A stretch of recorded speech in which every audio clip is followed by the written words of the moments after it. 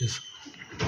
परभणी जिल्ह्यामधील जिल्हाधिकारी कार्यालयासमोरील भारतरत्न डॉक्टर बाबासाहेब आंबेडकर यांच्या पुतळ्याजवळील संविधानाच्या पुस्तकाची काच एका इसमाने फोडल्यामुळे थोडंसं वातावरण त्या ठिकाणी बिघडलेलं आहे. काही कार्यकर्ते त्या ठिकाणी जमा झालेले आहेत आणि त्या ठिकाणी रस्ता रोको देखील करण्यात आलेला आहे.